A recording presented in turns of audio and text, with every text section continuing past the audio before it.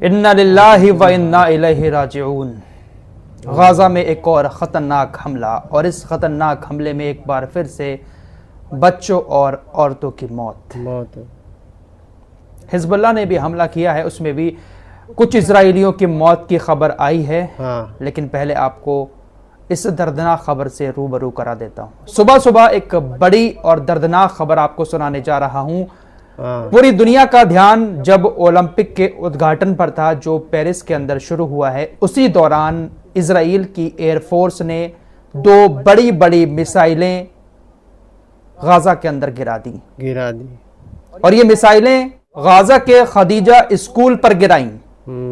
इस स्कूल में 15 बच्चों और 8 महिलाओं समेत तकरीबन 35 लोगों की मौत हो गई। भीड़ भाड़ वाला इलाका था। इस इलाके में बहुत सारे ऐसे लोग भी थे जो खदीजा स्कूल में पनाह लिए हुए थे दूसरी जगहों से आकर।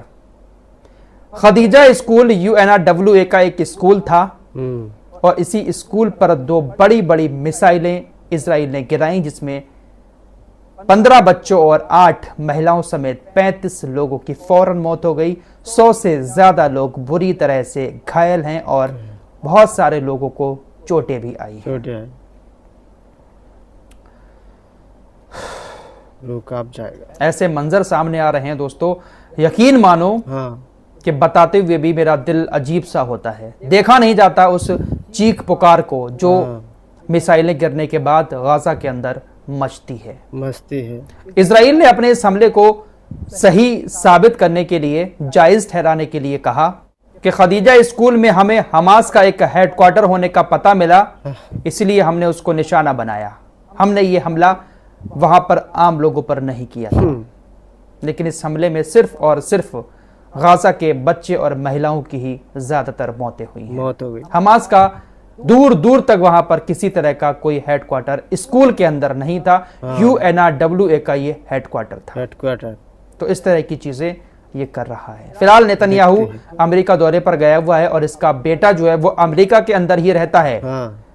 यहाँ पर इतना कत्लेआम करवाकर ये अमेरिका के अंदर अपने बेटे का जन्मदिन मना रहा है। इजराइल ने यह हमला किया तो उधर हिजबुल्लाह ने भी एक बड़ा हमला इजराइल के ऊपर कर दिया। उत्तरी कब्जे वाले गोलान हाइट्स के मजदल शम्स में हिजबुल्लाह के हमले में 7 इजरायली ड्रूज की मौत हो गई और 21 घायल हो गए।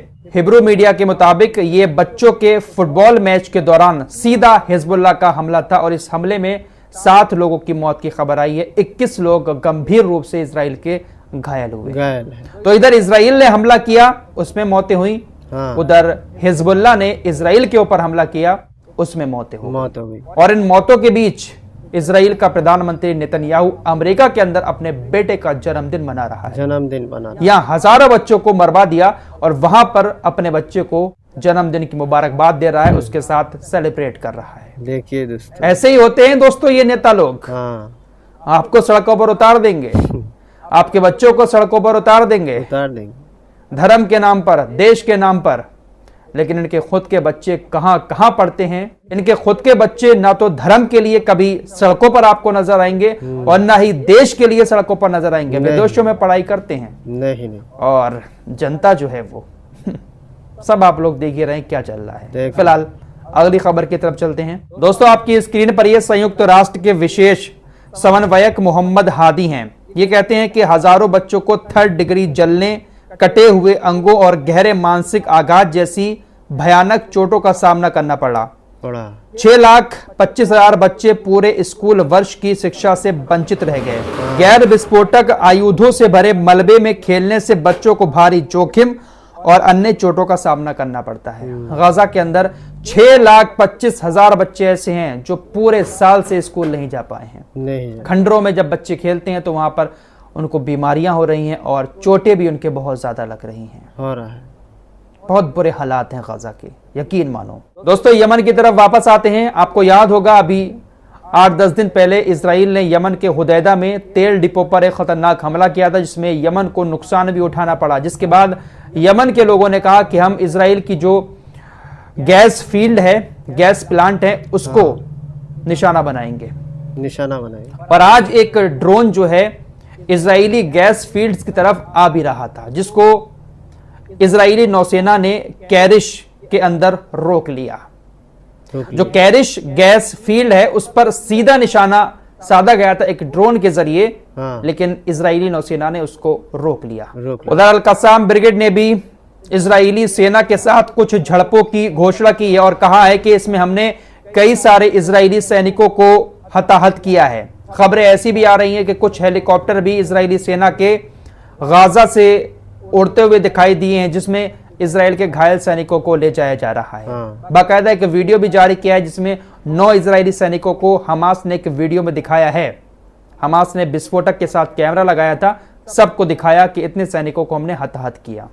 अब जिन सैनिकों को हमास निशाना बनाता है उनमें से कुछ सैनिक घायल हो जाते हैं और कुछ की मौतें भी हो जाती हैं या फिर कुछ हॉस्पिटल में जाकर मर जाते हैं। अब आंकड़ा इजराइल का हमारे पास थोड़ी ना आ रहा है और ना ही वो बताता है किसी को सही आंकड़ा नहीं। आइए दोस्तों, अब आपको इस दुनिया का एक और दोगला चेहरा दिखाता हूं। फ्रांस के पेरिस में ओलंपिक शुरू हो चुका है और इस ओलंपिक में इजराइल को बैन करने की काफी आवाजें उठी कि इजराइल के खिलाड़ियों को ओलंपिक में शामिल ना किया जाए क्योंकि इजराइल ने गाजा के अंदर बहुत गलत काम किए। फ्रांस के राष्ट्रपति इमैनुअल मैक्रों ने कहा कि भले ही हम इजराइल के प्रधानमंत्री नेतन्याहू की नीतियों से सहमत ना हो, जिस तरह से वो गाजा पर हमले कर रहे हैं, भले ही ये हमले ठीक ना हो, लेकिन हम इजराइल के खिलाड़ियों को बैन नहीं करेंगे। इजराइल के एथलीट ओलंपिक में शामिल होंगे। शामिल हो गए, लेकिन दोस्तों रूस के खिलाड़ियों को इस पेरिस ओलंपिक में शामिल नहीं किया गया है। सीधे तौर पर कहें तो रूस पर प्रतिबंध लगा दिया गया है कि उसके खिलाड़ी इस ओलंपिक में भाग नहीं ले सकते।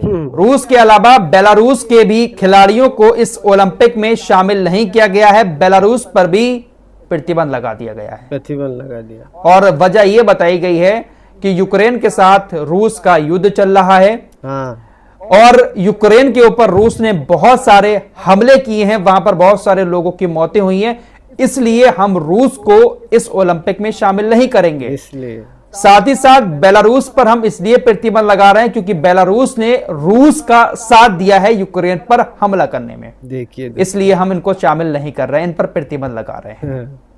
यह है दुनिया का असली दोगलापन। पूरी दुनिया देख रही है कि इस वक्त सबसे ज्यादा खतरनाक हमले कहां पर कौन कर रहा है, लेकिन दोगलापन। इन लोगों की नजर में व्लादिमीर पुतिन बहुत ज्यादा चुभता है, इसलिए उसको अपराधी मान लिया गया क्योंकि व्लादिमीर पुतिन खरी खरी बातें सुनाता है। एक बार फिर से कहा कि पश्चिमी देश यानी यूरोपीय देश गाजा में जो कुछ हो रहा है उसे नजरअंदाज करते हैं, उस पर बिल्कुल भी ध्यान नहीं देते हैं, बस फालतू की बातें करके निंदा कर देते हैं। निंदा करने की बात चली है तो एक और खबर सामने आ गई, वो भी आपको बता देता हूं। कनाडा, न्यूजीलैंड और ऑस्ट्रेलिया ने एक संयुक्त बयान जारी किया है जिसमें गाजा में सीज फायर का आह्वान किया है। यार कितना बेवकूफ बनाते हैं ये लोग दुनिया को, बैठकर बस स्टेटमेंट जारी करते रहते हैं और लोगों की नजर में ऐसा दिखाते हैं कि जैसे देखिए इन लोगों को कितनी ज्यादा फिक्र है गाजा की। क्या हो जाता है आह्वान करने से, जब इंटरनेशनल कोर्ट की बात नहीं मानना है, बड़े बड़े नेताओं की बात नहीं मानना है, तो कनाडा, न्यूजीलैंड, ऑस्ट्रेलिया की क्या ही औकात है नेतन्याहू के सामने। नेतन्याहू तो इस वक्त अपने आप को दुनिया का सबसे बड़ा शेर समझ रहा है ना।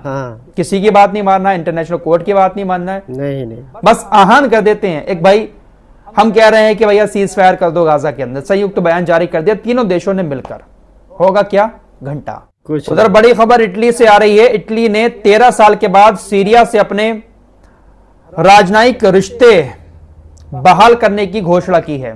13 साल के बाद राजनयिक रिश्ते अच्छे होने जा रहे हैं इटली और सीरिया के। सीरिया को भी इन लोगों ने दहशत का, आतंक का अड्डा बना दिया है। ISIS और ना जाने कौन कौन से संगठन इस वक्त सीरिया के अंदर पनप रहे हैं। सीरिया नाम ऐसा हो गया है सीरिया का कि सुनते ही बस खतरनाक गोलाबारी, बम बारूद, धमाके वही सब नजरों के सामने आते हैं। और सीरिया को लेकर बहुत सारी वेब सीरीज भी बन गई हैं दुनिया में। तो सीरिया तो जो है वो एक आतंक का अड्डा बन ही चुका है और इसको बनाया किसी और ने नहीं है बल्कि इन्हीं सब लोगों ने है। दोस्तों हमारे वीडियो पसंद आया तो फॉलो सब्सक्राइब जरूर कीजिए और साथ ही साथ शेयर भी कीजिए। मिलते हैं अगली वीडियो में, तब तक के लिए अपना ख्याल रखें। धन्यवाद।